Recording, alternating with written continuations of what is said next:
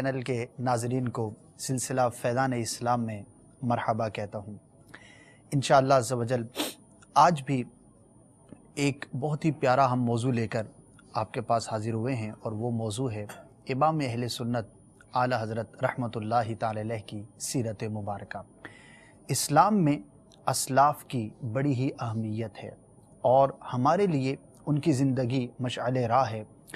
جو بھی اپنے اسلاف کے طریقے پر، ان کے اصولوں پر چلتا ہے، دنیا میں بھی کامیاب ہوتا ہے، آخرت میں بھی کامیاب ہوتا ہے۔ انشاءاللہ عز و جل آج امام اہل سنت اعلی حضرت رحمۃ اللہ تعالی علیہ کی سیرت کے بارے میں مفتی صاحب سے مدنی پھول حاصل کریں گے۔ اول تاخیر ہمارے ساتھ رہیے، اچھی نیتیں بھی فرما لیجئے کہ نیت المؤمن خیر من عملی، اور آج کے سلسلے کے حوالے سے بالخصوص اس نیت کو بھی ایڈ کیجئے کہ انشاءاللہ عز و جل جو کچھ ہم امام اہل سنت اعلی حضرت رحمۃ اللہ تعالی علیہ کے بارے میں سنیں گے، ان کی سیرت کے مدنی پھولوں کو اپنے دل کے مدنی گلدستے میں سجاتے چلے جائیں گے، عمل کی کوشش کریں گے، جذبہ بیدار ہوتا ہے کس طرح انہوں نے دین اسلام کی خدمت کی۔ انشاءاللہ عز و جل ہمارے دل میں بھی دین کی خدمت کا جذبہ بیدار ہوگا۔ درود پاک کی فضیلت پیارے آقا مدینے والے مصطفیٰ صلی اللہ تعالی علیہ وآلہ وسلم کا فرمان تقرب نشان ہے، جس کا مفہوم کچھ یوں ہے کہ کل بروز قیامت تم میں سے میرے زیادہ قریب وہ ہوگا جس نے دنیا میں مجھ پر کثرت سے درود پڑھے ہوں گے۔ صلو علی الحبیب صلی اللہ تعالی علی محمد صلی اللہ تعالی علیہ وآلہ وسلم۔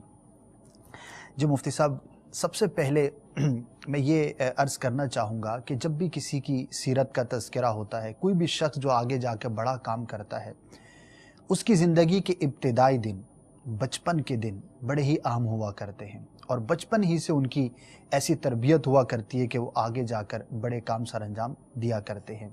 کچھ امام اہل سنت اعلی حضرت رحمۃ اللہ تعالی علیہ کے بچپن کے حالات کے بارے میں ارشاد فرمائیے کہ آپ کا بچپن کیسا تھا؟ بسم اللہ الرحمن الرحیم۔ جو اکابر علماء یا اولیاء ہیں، جی، عمومی طور پر تو قاعدہ یہ ہے کہ کسی بھی شخصیت کے بچپن کا دیکھا جانا اتنا ضروری نہیں ہوتا۔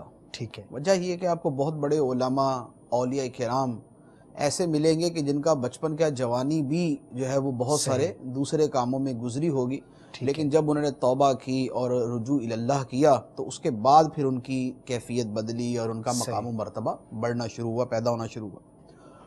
لیکن یہ ہے کہ اس کے ساتھ یہ بھی ہے کہ بہرحال بہت سارے ایسے بھی ہیں کہ بچپن سے ہی جن کو تائید الہی حاصل ہوتی ہے، اور جن کا بچپن بھی دوسروں کے لیے لائق تقلید ہوتا ہے، صحیح، اور اور ان کے بچپن کے اندر بھی بڑے خوبصورت یعنی یادیں ہوتی ہیں، بڑی خوبصورت باتیں ہوتی ہیں۔ جی، کچھ افراد ایسے ہوتے ہیں کہ جنہیں یعنی پیدائشی ولی کہا جاتا ہے، صحیح، جیسے لفظ استعمال ہوتا ہے نا کہ مادر زاد ولی یعنی پیدائشی ولی، جی، جیسے سرکار غوث پاک رضی اللہ تعالیٰ عنہ۔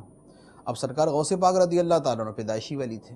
اچھا، اسی طرح کچھ بزرگ وہ گزرے ہیں کہ جن کو بچپن سے اللہ تعالیٰ کی بطور خاص ایک تائید حاصل ہوتی ہے، اچھا، ماشاءاللہ، اور اس تائید کا ظہور بھی مختلف مواقع کے اوپر ہوتا رہتا ہے۔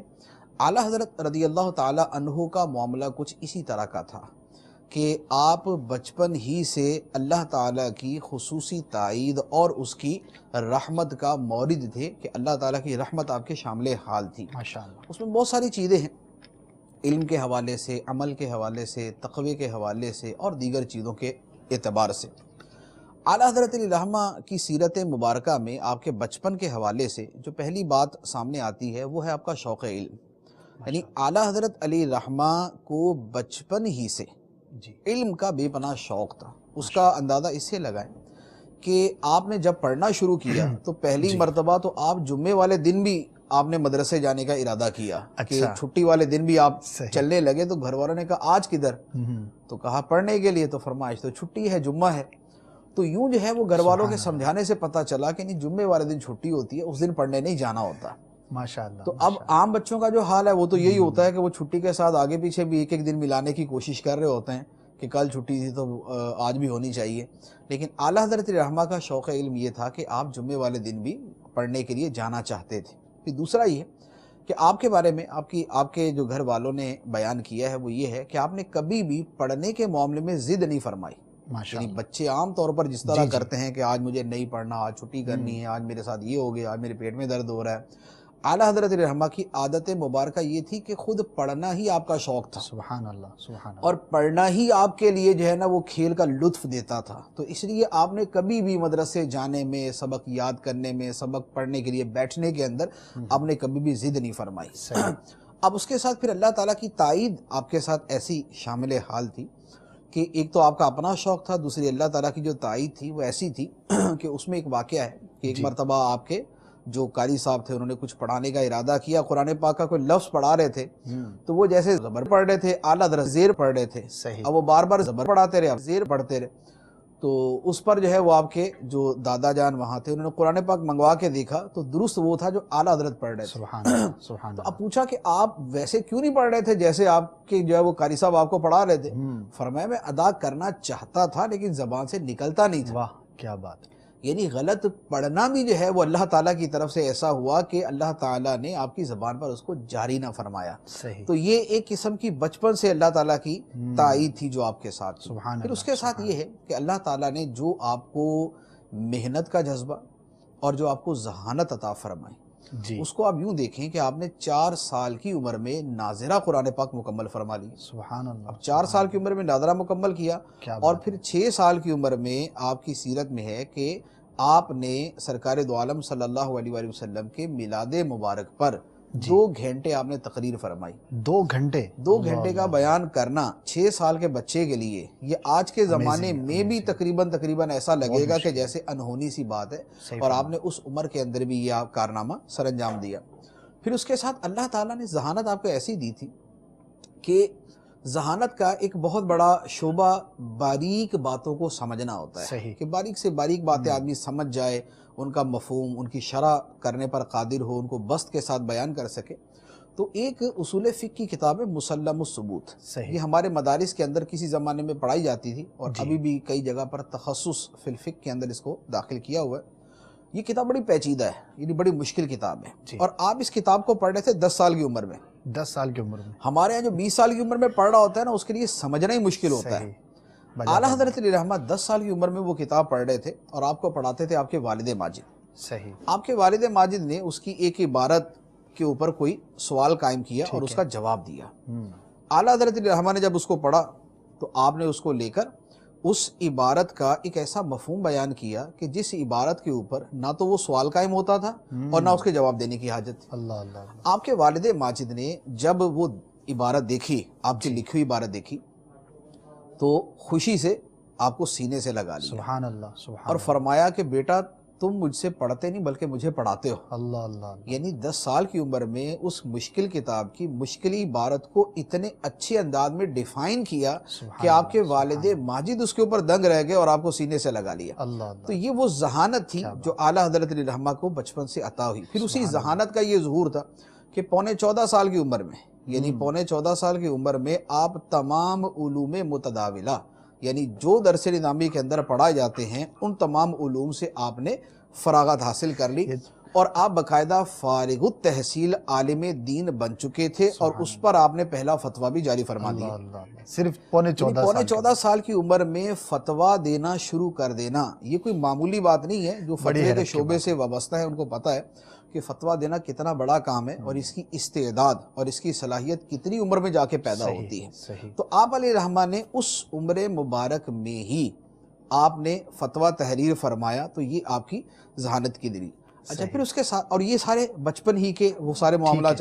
اب اگرچہ یہ بچپن تو نہیں ہے، یعنی ظاہری اعتبار سے شرعی احکام کے اعتبار سے تو بالغ ہو چکے تھے، لیکن اب ہمارا عرف ہے جی کہ 12-13 سال تک کی عمر تک جو ہے وہ بچہ ہی شمار کیا جاتا ہے. 8ویں میں ہوتا ہے اگر فی زمانہ ہم تعلیمی معیار کو دیکھیں تو اب اسی عمر میں شمار کیا جاتا ہے. لیکن آپ اس عمر کے اندر ایک منجھے ہوئے عالم دین بن چکے تھے. اچھا پھر بچپن ہی سے جو عمل کے اعتبار سے آپ کی کیفیت تھی وہ بھی بڑی خوبصورت تھی کہ عمل کے اعتبار سے بھی جو آپ کو آپ کی فیملی کی طرف سے تربیت ملی اور جو آپ بچپن ہی سے عمل کے جذبے سے سرشار تھے.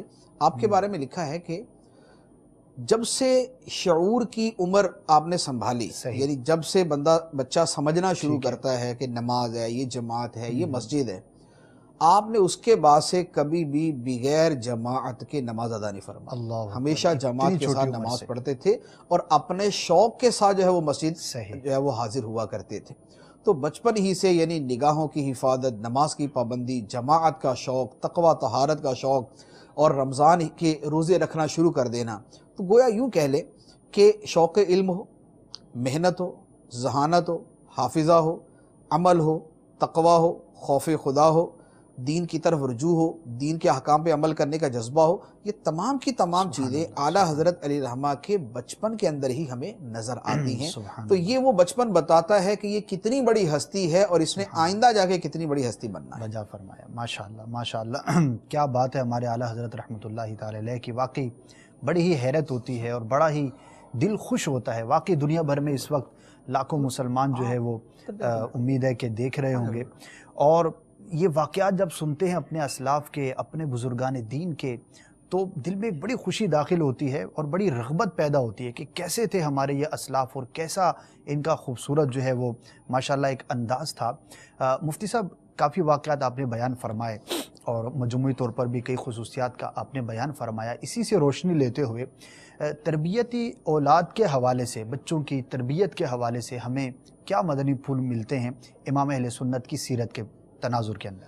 دیکھیں، اس میں جو چیزیں بیان کی گئی ہیں اگر انہی کو سامنے رکھیں تو سب سے پہلی بات تو یہ سامنے آتی ہے کہ آپ علیہ الرحمہ میں علم کے حصول کا جو شوق تھا۔ صحیح۔ اب یہ علم کا جو شوق پیدا ہوتا ہے، اس میں دو چیزیں ہوتی ہیں۔ ایک تو یہ ہوتا ہے کہ بعض اوقات تو ایک ویسے ہی اللہ تعالیٰ کسی بچے کے اندر علم کا شوق پیدا کر دیتا ہے، لیکن ایک دوسرا بڑا ظاہری جو فیکٹر ہے، یعنی ظاہری جو سبب ہے، وہ ہوتا ہے کہ آدمی جس ماحول کے اندر، بچہ جس ماحول کے اندر پروان چڑھتا ہے۔ جی۔ اعلیٰ حضرت علیہ الرحمہ کا جو خاندان ہے، بیسیکلی یہ بہت بڑا علمی خاندان ہے، یعنی آپ کے والد ماجد مولانا نقی علی خان علیہ الرحمہ جو ہیں، یہ ہندوستان کے جو سب سے بڑے علماء تھے، یہ ان میں سے ایک تھے۔ سبحان اللہ۔ تو اب جب اتنے بڑے عالم دین کے بیٹے تھے، ان کی اولاد تھے، تو گھر کے اندر علمی ماحول کا ہونا، صحیح، یہ تو بڑی ایک واضح سی بات ہے۔ تو اب گھر کے اندر جب آپ نے اپنے والد گرامی کو کتابیں پڑھتے دیکھا، کتابیں اٹھاتے دیکھا، کتابوں کو رکھتے دیکھا، کتابوں کا مطالعہ کرتے دیکھا، علمی مسائل پر کلام کرتے دیکھا، بڑے بڑے علماء آتے ہیں وہ علمی معاملات پر کلام کرتے ہیں، دیگر افراد آتے ہیں، تو اب جب یہی سارا ماحول رہا جی، تو اس کا نتیجہ یہ ہوا کہ شوق علم پیدا کرنے کے اندر ایک یہ بہت بڑی چیز ہے کہ جو معاون اور ممد ثابت ہوتی ہے۔ اسی وجہ سے آپ دیکھیں، جن گھروں کے اندر علم کا ماحول ہے، جی، وہاں کے جو بچے ہیں وہ بھی عام طور پہ پڑھنے کی طرف زیادہ رغبت رکھتے ہیں۔ فرمائیں۔ جن گھروں کے اندر کھیل کا ماحول ہے، ان کے بچے بھی عام طور پر کھیل ہی کی طرف جانے کو ترجیح دیتے ہیں۔ بلکہ عام طور پر تو یہ ہوتا ہے کہ خاندان میں بڑا آدمی جو کام کر رہا ہوتا ہے، اولاد بھی عام طور پہ اسی کام کی طرف جانے پر کو ترجیح دیتی ہے۔ تو اب گھر کے اندر اگر علمی ماحول ہو، اب یہ ہے کہ وہ بطور خاص کوئی عالم ہے تو اس کے گھر کا تو چلو علمی ماحول اس کے اعتبار سے بنے گا، لیکن اگر بالکل عوام آدمی ہے، جی، تو عوام آدمی بھی اپنے گھر میں علمی ماحول ضرور بنا سکتا ہے۔ صحیح۔ وہ یوں ہے کہ اگر اس کے گھر میں کتابیں ہیں، جی، وہ وقتاً فوقتاً کتابیں پڑھنے کا شوقین ہے، روزانہ یا ایک دو دن بعد اگر وہ 10-15 صفحے بھی پڑھتا ہے تو اس کی اولاد یہ دیکھے تو صحیح کہ اس کے بڑے جو اس کے لیے عام طور پر آئیڈیل ہوتے ہیں، ان کا طرز زندگی کیا ہے، ان کا طرز عمل کیا ہے، وہ انہی کو دیکھ کر جو ہے وہ عمل کرے گا۔ تو لہٰذا یہ والا جو معاملہ ہے کہ گھر کے اندر تھوڑا سا علمی ماحول ہو، جو عمل کرنے والے ہیں، جو گھر کے افراد ہیں، وہ کتابوں کا اگر ذوق رکھیں، گھر میں تھوڑی سی چھوٹی سی ایک لائبریری بنا کے رکھیں۔ اچھا، پھر بچوں کی کتابیں اگر گھر میں رکھی جائیں، بچے کہانیاں زیادہ پسند کرتے ہیں، دینی کہانیاں، اسلامی کہانیاں اگر یہ رکھی جائیں تو ان کو ذرا پڑھنے کا زیادہ شوق ہوتا ہے۔ تو لہٰذا پہلے تو یہ ہے کہ بچوں کے اندر علمی شوق پیدا کیا جائے، جس کا میں نے طریقہ عرض کیا۔ دوسری بات یہ ہے کہ نماز اور جماعت کی جو پابندی ہے، نماز اور جماعت کی پابندی کے حوالے سے بھی یہی ہے کہ بچہ اپنے والدین کو نماز اور جماعت کا پابند دیکھے گا تو وہ بھی نماز اور جماعت کی پابندی کرے۔ اعلیٰ حضرت علیہ الرحمہ کا گھرانہ جب ایک علم کا گھرانہ ہے تو اس علم کے گھرانے کے اندر جو چیزیں ہوں گی، جو عمل کی چیزیں نظر آئیں گی کہ گھر کا ہر فرد جو ہے وہ نماز پڑھنے والا، صحیح، گھر کا ہر فرد جو ہے وہ اللہ اور اللہ کے رسول صلی اللہ علیہ وسلم کا نام لینے والا، وہ اولیاء کرام کا تذکرہ کرنے والا، تو جب گھر میں یہی والا ماحول ہوگا تو بچہ پھر نماز، جماعت اور ان چیزوں کی طرف راغب ہوگا۔ پھر اس میں صرف دیکھنا ہی کفایت نہیں کرتا بلکہ اس کے ساتھ گھر والوں کا اس کو ترغیب دینا بھی اس کے اندر بہت زیادہ اثر انداز ہوتا ہے. حوصلہ افزائی کرنا, بچے کو نماز کے لیے اٹھانا, اس کو نماز کے لیے لے کر جانا, یہ چیزیں بھی اس کے اندر عمل جو ہے وہ اثر انداز ہوتی ہیں. تو لہذا یہ والا بھی فیکٹر جو ہے وہ اس کے اندر پیدا کیا جائے. اچھا, اسی کے ساتھ پھر دین کی جو دیگر چیزوں پر عمل کرنا ہے, یعنی جسے ہم تقوی و طہارت کے نام سے موسوم کر لیں, تو بہت ساری وہ چیزیں ہیں کہ جو خاندان کے افراد کو کرتے ہوئے آدمی دیکھتا ہے. یعنی اگر پردہ کرتے دیکھا تو بچی ہے تو وہ پردہ کرے گی. صحیح.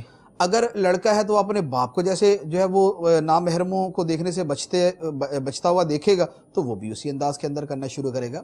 تو بچوں کی تربیت میں اگر ان چیزوں کو شامل کیا جائے کہ والدین کا جو اپنا عمل ہے وہ بھی اچھا ہو جائے اور ان کی جو تائید اور ان کی جو ترغیب ہے وہ بھی اچھی ہو جائے, تو یہ بچے کی ایک اچھے مستقبل کی علامت ہوتی ہے. ماشاءاللہ. پھر ایک اور بات اعلیٰ حضرت رحمہ کی یہ سامنے آتی ہے کہ آپ جتنے بڑے عالم دین ہیں تو آپ نے اتنی محنت کی ہوگی. صحیح. اور محنت کا جو شوق ہے یا محنت کرنا جو ہے یہ بچپن سے ہوتا ہے. ٹھیک ہے. ایسا بڑا کام ہوتا ہے کہ ایک آدمی زندگی کا ایک عرصہ علمی محنت کیے بغیر گزار دے اور یکدم اس میں محنت کا داعیہ پیدا ہو جائے, محنت کا جذبہ پیدا ہو جائے. عام طور پر ایسا نہیں ہوتا. عموماً یہی ہوتا ہے کہ جو بچپن سے پڑھنے کا شوق رکھنے والے ہیں وہ آگے جا کے بھی پڑھنے ہی کے شعبے میں آتے ہیں, وہ علم ہی کے شعبے کے اندر جو ہے وہ بڑے کام کرتے ہیں. تو لہذا جن بچوں کے حوالے سے یہ ذہن ہو کہ یہ عالم بنے, یہ علم والے بنے, یہ نالجیبل پرسن بنے اور یہ اسی فیلڈ کے اندر ذرا کچھ نام کمائیں, کچھ ان کو زندگی اسی رخ پر اپنی ڈھالنی چاہیے, تو وہ پھر اپنی اولاد کو ذرا تھوڑا سا محنت کا شوق اور ان چیزوں کی طرف لانے کی کوشش کریں. ان کو محنت کا عادی بنا دیں گے تو یہ عادت ایک مرتبہ جب دل کے اندر جگہ پکڑ گئی تو اس کے بعد پھر یہ دوبارہ کبھی ختم نہیں ہوتی. صحیح. مفتی صاحب, ایک سوال پیدا ہوتا ہے ذہن میں.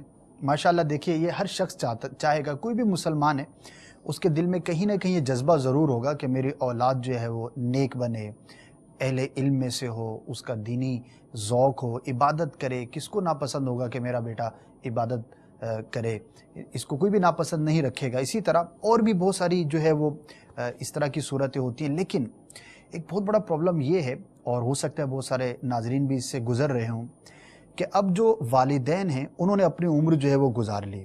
اب وہ نہ انہوں نے علم دین حاصل کیا, نہ وہ جذبہ, نہ وہ ذوق, نہ وہ شوق, جیسا بھی ماحول تھا وہ اب بڑے ہو گئے. اچھا, اب ہم چاہتے ہیں کہ ہمارا بچہ جو ہے وہ علمی ذوق رکھنے والا ہو, وقت ضائع کرنے والا نہ ہو, نیکی کی طرف راغب ہو. اب والدین نے عمر کسی اور انداز پر گزاری ہوتی ہے اور اب بھی کچھ نہ کچھ عادتیں ایسی ہوتی ہیں, لیکن اولاد کے بارے میں یہ جذبہ بہرحال ان کا بھی ہوتا ہے, ایک بڑی تعداد ہے.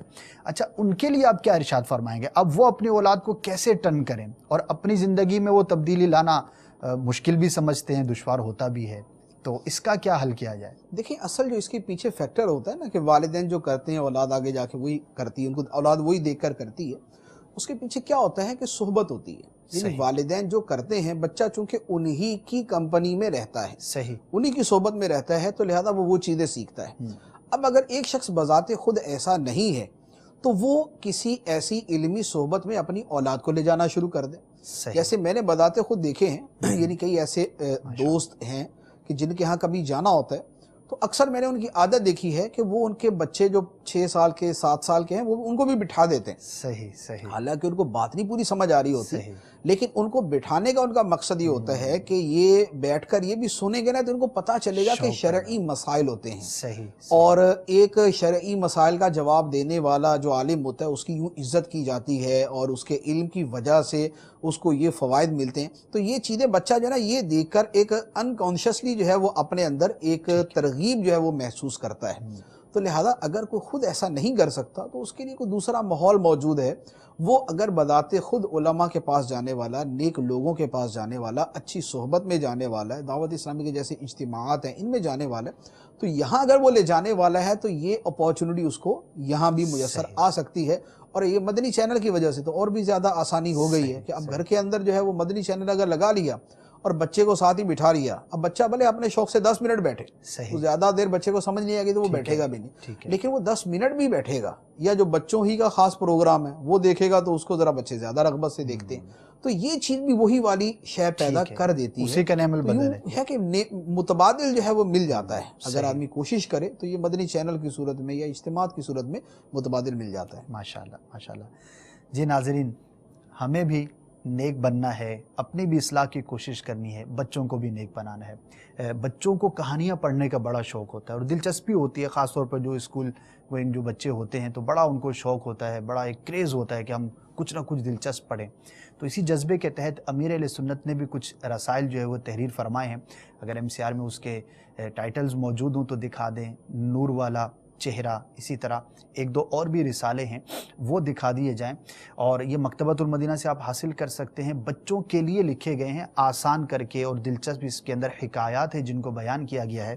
تو انشاءاللہ عز و جل آپ کے بچے جب پڑھیں گے تو ان کی دلچسپی کا باعث بھی ہوں گی۔ اس کے علاوہ بھی جو کتابوں کے اندر حکایات ہوتے، تھوڑا سا آپ کو محنت کرنے پڑے گی، ایک دو میں مدر مشورے بھی عرض کیے دیتا ہوں، جیسے کیمیا سعادت ہے، اب وہ تصوف کے موضوع پر ہے، اس میں بڑی گہری باتیں ہیں، لیکن اس میں اگر آپ فہرست میں جائیں گے تو بزرگوں کی بہت ساری حکایات ہیں، اب ان کو مارک کر کے پوائنٹ آؤٹ کر کے دے سکتے ہیں۔ مکاشفۃ القلوب ہے، فیضان سنت ہے، اسی طرح ان کتابوں کے اندر جہاں پر حکایات ہیں بیان کی ہوئی ہیں وہ آپ ان کو پوائنٹ آؤٹ کر دیں، اور جو پڑھنے والے بچے ہیں، سمجھدار ہیں، ان کو آپ دیتے جائیے تو آٹومیٹکلی ان کا ذہن بنے گا کہ دیکھیے جہاں لفظ حکایت لکھا ہوتا ہے نا، اس کے اندر کوئی نہ کوئی دلچسپ کہانی ہوتی ہے۔ تو آپ نے تھوڑا سا کام کیا، 2 دن کے اندر آپ نے مثال پوری کیمیا سعادت کی جو ہے وہ فہرست آپ نے پڑھ لی اور اس کو مارک کر لیا، تو آپ نے یوں سمجھے کہ بچوں کو کئی دنوں کا کام جو ہے وہ دے دیا۔ تو سوچیں گے، جذبہ ہوگا تو رہنمائی کرے گا انشاءاللہ عز و جل۔ ابھی سے بچوں کا ذہن بنائیں گے، نیک ماحول میں آئیں گے جائیں گے تو بڑے ہو کر یہ بھی نیک بننے میں کامیاب ہو سکیں گے۔ مفتی صاحب، امام اہل سنت اعلیٰ حضرت رحمۃ اللہ تعالی علیہ کی بات کی جا رہی ہے۔ اعلیٰ حضرت کا جب بھی تذکرہ ہو، آپ کی تصانیف کا تذکرہ بھی ضروری ہوتا ہے۔ 1000 کم و بیش آپ نے تصانیف لکھی۔ 1000 کا جو ہندسہ ہے شاید بولنا آسان ہے، لیکن اگر غور کیا جائے تو اتنی کثیر تصانیف، وہ بھی مختلف علوم پر، اور وہ بھی یہ نہیں کہ آرڈنری سی، بڑی مہارت کے ساتھ اور بڑی گہری بحثوں کے ساتھ جو آپ نے تحریر فرمائی۔ یہ جو آپ کی سیرت کا پہلو ہے، یہ کیسے پاسبل ہوا اور اس کے بارے میں آپ کیا ارشاد فرماتے ہیں؟ دیکھیں، اس میں بہت ساری چیزیں اس میں ہیں۔ اعلیٰ حضرت رحمہ کی جو تصانیف ہے، یعنی 1000 تصانیف آپ نے فرمائی، اور وہ تصانیف بھی عام کتابوں کی طرح نہیں ہے۔ یعنی جس نے ان کتابوں کو پڑھا ہے تو اسے معلوم ہے کہ اگر وہ 20-25 صفحے کی بھی کتاب ہے تو شاید وہ دوسروں کی 500-600 صفحات کے برابر ہوتی ہے۔ جتنے اس میں حوالے، جتنے اس میں علوم کا استعمال، جتنے اس میں اصولوں کو استعمال کیا جاتا ہے، جتنی اس میں باریکیاں ہوتی ہیں، جتنی اس کے اندر اعلیٰ درجے کی فقاہت پائی جاتی ہے، اور مختلف علوم کے اندر مہارت اور تبحر علمی نظر آتی ہے، وہ اعلیٰ حضرت رحمہ کی کتابوں کے اندر بڑی واضح طور پر نظر آتی ہے۔ اب اس میں یہ کہ اعلیٰ حضرت رحمہ نے اتنی ساری کتابیں کیسے لکھ لی؟ اس میں وہ چیزیں، کچھ چیزیں تو وہ ہیں کہ جو یعنی جسے کہا جائے کہ اللہ تعالیٰ کی خاص عطا ہے، ٹھیک ہے، تو وہ وہی ہے کہ یختص برحمتہ من یشاء، اللہ تعالیٰ اپنی رحمت کے ساتھ جس کو چاہتا ہے خاص فرما لیتا ہے، اور ذالک فضل اللہ یؤتیہ من یشاء، یہ اللہ کا فضل ہے، اللہ تعالیٰ جیسے چاہے عطا فرماتا ہے۔ لیکن کچھ چیزیں وہ بھی ہیں کہ جن کا تعلق ظاہری اسباب کے ساتھ ہے۔ اب جو ظاہری اسباب کے ساتھ چیزیں ہیں، اگر ان کے لیے آدمی کوشش کرے، ان کے لیے کوشش کرے تو اللہ تعالیٰ کی پھر جو تائید والی چیزیں ہیں وہ بھی بندے کو مل جاتی ہیں۔ سب سے بڑی چیز جو ہے اعلیٰ حضرت رحمہ کی کثرت تصانیف کی، کہ آپ نے اتنی کتابیں تصنیف فرمائی، اس میں سب سے بڑی چیز اللہ تعالیٰ کی تائید ہے۔ صحیح۔ اور حدیث مبارک ہے بڑی واضح طور پہ، من یرد اللہ بہ خیرا یفقہہ فی الدین، اللہ تعالیٰ جس کے ساتھ بھلائی کا ارادہ فرماتا ہے اسے دین میں فقیہ بنا دیتا ہے، سبحان اللہ، یعنی دین کی سمجھ اسے عطا فرما دیتا ہے۔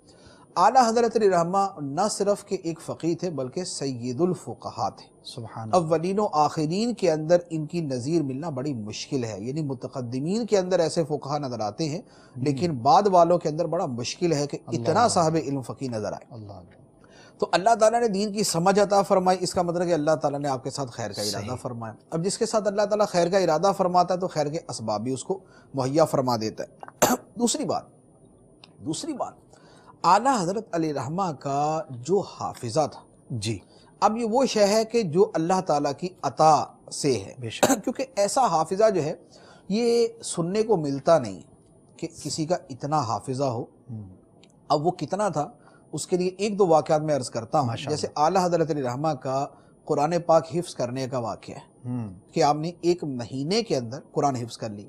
اللہ، 1 مہینے میں قرآن حفظ کرنا جو ہے یہ تو حفاظ سے پوچھا جائے، صحیح، جو بیچارے دہرا کے خود دہرے ہو جاتے ہیں، اور اس پر بھی پریشان ہوتے ہیں کہ 16 لائنیں یاد نہیں ہوئی. صحیح. یعنی جو حفاظ کا حال ہوتا ہے. اچھا پھر اس کے بعد اعلیٰ حضرت علی رحمہ نے جو ایک مہینے میں قرآن پاک حفظ کیا تو وہ بھی یوں نہیں ہے کہ آپ اس کو 12 گھنٹے دن میں پڑھتے رہیں. اس کا واقعہ بھی صرف اتنا ہے کہ عشاء کے وضو سے لے کر جماعت تک کا جو وقت بنتا ہے وہ تقریباً آدھا گھنٹہ شاید میکسیمم بنتا ہو. وہ آدھے گھنٹے کے اندر قرآن پاک کو آپ نے جو ہے وہ دہرایا اور عشاء کی نماز کے اندر آپ نے اس قرآن پاک کو بڑی آسانی سے سن لیا. جہاں جو ہے وہ لقمے کی حاجت پڑی وہاں پر لقمہ بھی دے دیا. تو گویا آدھے گھنٹے میں ایک پارہ یاد کرنا ہے قرآن پاک کا, اور جس میں متشابہات بھی ہے. یعنی متشابہات سے مراد کہ ملتی جلتی آیتیں, کہ ایک آیت میں وہ لفظ آگے ہے دوسری میں پیچھے ہے. یہ حفاظ اس کو بہتر سمجھتے ہیں. اب ایک مہینے میں روزانہ صرف آدھا پونا گھنٹہ جو ہے وہ دہرائی کر کے پورا قرآن پاک حفظ کر لینا, یہ حافظے کی یعنی یوں کہہ لیں کہ انتہا ہے. بے شک یہ اس کی معراج ہے حافظے کی کہ اتنی آسانی کے ساتھ جو ہے وہ کوئی قرآن پاک کو حفظ کر لے. اچھا دوسری بات, یہ تو قرآن پاک کا معاملہ. قرآن پاک تو چونکہ عام طور پہ جو ہے وہ یعنی تلاوت کے اندر تو آتا ہی رہتا ہے نا, تو اس میں تو چلو یوں تائید مان لیتے ہیں کہ بھی اگر قرآن پاک حفظ کر لیا تو کثرت سے تلاوت بھی پہلے ہوتی تھی اور آیات فتاوا کے اندر بھی لکھی جاتی تھی, کتابوں میں بھی لکھی جاتی تھی, تو وہ تو روٹین میں ویسے بھی یاد ہوتی. اب ذرا زیادہ توجہ دے دی تو وہ یاد بھی ہو گیا, تو وہاں پر تو تھوڑی سی یہ چیزیں ساتھ مل جاتی ہیں. اگرچہ یہ بھی جو ہے وہ ایک کہنے کی بات ہے, ورنہ اس کو بھی یہ کہا نہیں جا سکتا کہ بغیر اعلیٰ درجے کے حافظے کے یہ والا کام ہو سکے. دوسری بات کہ قرآن پاک سے ہٹ کر بھی آپ کا جو حافظہ تھا اس کی بھی مثال نہیں ملتی. جیسے ایک واقعہ آپ کا بڑا مشہور ہے کہ آپ ایک جگہ تشریف لے گئے سورت شہر میں, تو وہاں محدث سورتی مولانا وسیع احمد سورتی رحمۃ اللہ علیہ کے کہاں قیام تھا. تو جس دن آپ نے واپس آنا تھا اس سے ایک رات پہلے جو ہے ان کے کتب خانے کے اندر ایک فقہ کی کتاب ہے العقود الدریہ فی فتاوی تنقیح الحامدیہ. یہ 2 جلدوں میں کتاب ہے اور اتنی موٹی 2 جلدیں. صحیح. یہ بڑی پیچیدہ کتاب. اعلیٰ حضرت علی رحمہ نے وہ کتاب ان سے فرمایا کہ یوں کریں کہ یہ کتاب مجھے دے دیں, صبح میں نے جانا ہے, تو یہ میں کتاب بریلی شریف جا کر مطالعہ کر کے آپ کو میں وہاں جا کے مطالعہ کر لوں گا. تو ان کے ذہن میں آیا کہ انہوں نے کہا کہ حضور واپس بھجوا دیجیے گا. صحیح. یعنی مطالعہ کر لیجیے نا تو واپس بھجوا دیجیے. آپ نے فرمایا ٹھیک. اب اگلے دن جو آپ نے جانا تھا تو وہ کسی وجہ سے ڈیلے ہو گیا. اب ڈیلے ہوا تو آپ نے جب سفر کا وہ جانے کا ارادہ کیا تو کتاب اٹھا کے واپس دی تھی. تو وہ پریشان ہو گئے کہ شاید میں نے کہا تھا کہ واپس بھی بھیج دیجیے گا, تو آپ نے ابھی سے واپس کر دی کہ یہ لو بھائی پہلے ہی واپسی مانگ رہے ہو. اب وہ پریشان ہوئے تو عرض کیا کہ حضور وہ میں نے تو ایسے ہی کہہ دیا تھا. فرمایا نہیں وہ اصل میں یہ ہوا کہ جانا تھا تو جا نہیں سکے, تو پھر رات مجھے ٹائم مل گیا تو میں نے رات کے اندر یہ کتاب پڑھ لی. یہ 2 جلدیں رات کے اندر میں نے پڑھ لی. تو عرض کی حضور اس سے کیا ہوگا, ایک رات میں اگر آدمی پڑھے تو شاید فہرست ہی پڑھ سکتا ہے اس کی. تو آپ نے کتاب کیسے پڑھ لی؟ فرمایا کہ الحمدللہ جو اس میں مسائل بیان کیے وہ تو ساری زندگی کے لیے حفظ ہو گئے. ساری زندگی کے لیے حفظ ہو گئے. اور جو اس کی عبارتیں ہیں اگر وہ نقل کرنے کی حاجت ہوئی تو کچھ عرصے تک تو عبارتیں بھی عین ہی نقل کر دوں گا. یعنی لفظ بلفظ عبارتیں کئی مہینے تک میں نقل کر سکتا ہوں. سبحان اللہ. تو اب 2 جلدوں میں عربی کتاب ہو اور اس کو ایک رات کے اندر پڑھا جائے اور اس کے مسائل پوری زندگی کے لیے یاد ہو جائیں, اور اس میں لکھے ہوئی عبارتیں جو ہیں وہ بھی ایک عرصے تک کے لیے حافظے پر نقش ہو جائیں, تو اب آپ اس حافظے کو دیکھیں کہ یہ حافظہ کیا ہے. اچھا پھر اس سے بھی آگے آپ دیکھیے کہ آپ کے پاس جن حضرات نے فتویٰ سیکھا, علم حاصل کیا, جو آپ کی بارگاہ میں رہنے والے تھے, ان کا کہنا یہ ہے کہ اعلیٰ حضرت رحمہ کا معاملہ یہ تھا کہ ہم جب جا کر, جیسے ہمیں کسی بات کا حوالہ نہیں مل رہا. صحیح. اب حوالہ نہیں مل رہا تو ہم نے جا کے کہا کہ حضور جیسے فلاں مسئلہ ہے اس کا حوالہ نہیں مل رہا, تو اعلیٰ حضرت فرماتے اس طرح کرو, بحر الرائق جلد نمبر 5 اور اس کا فلاں صفحہ نکالو گے تو اوپر سے جو 10 لائنیں نا وہ چھوڑ کے نیچے یہ مسئلہ موجود ہے. سبحان اللہ. سبحان اللہ. یعنی فقہ حنفی کا جو ذخیرہ ہے پورے کا پورا, اور جو یعنی یوں کہہ لے کہ شاید 1200 سال کا بنتا ہے, وہ اعلیٰ حضرت رحمہ کو اس کی عبارتیں یوں یاد ہیں کہ آپ ان عبارتوں کو باقاعدہ صفحہ اور سطر سمیت بتا دیتے تھے, اور یہ آپ کا جو ہے وہ حافظہ ہے. اور یہ پوری زندگی آپ کا یہی معاملہ رہا. یعنی پوری زندگی آپ کا طریقہ کار یہ تھا کہ ایسا نہیں ہوا کہ آپ نے کبھی جو ہے وہ کسی حوالے کے لیے آپ نے یہ کہا کہ یار کبھی پڑھا تھا لیکن اب یاد نہیں آ رہا کہاں پر. صحیح. جس نے پوچھا, اگر 10 علماء نے 100 جگہ کے حوالے پوچھے تو آپ ان کو وہ بھی حوالے بتا دیتے تھے اور اس سے ملتے جلتے جزئیات اگر کسی اور کتاب کے اندر موجود ہوتے تو وہ بھی 2-4 لکھوا دیا کرتے تھے ساتھ. تو یہ آپ کا حافظہ ہے. تو اب چونکہ آپ کو اللہ تعالیٰ نے اتنا حافظہ عطا فرمایا, اس حافظے کی برکت یہ تھی کہ آپ کی کتابوں کی تعداد جو ہے وہ اتنی زیادہ ہے, کیونکہ جب حافظہ اتنا ہے تو اب مراجعت کرنا کتابوں کی طرف, یعنی کتابوں کو دیکھنے کی اتنی حاجت نہیں پڑتی, فوراً یاد آ گیا فلاں فلاں فلاں فلاں جگہ یہ مسئلہ موجود ہے, وہاں وہ کتابیں نکالی, ان کے صفحات نکالے اور اس کو نقل کر دی. تو حافظہ جو ہے یہ ایک بہت بڑا معاون فیکٹر تھا اس میں آپ کی کثرت تصانیف کے اندر. تیسری بات آپ کی ذہانت.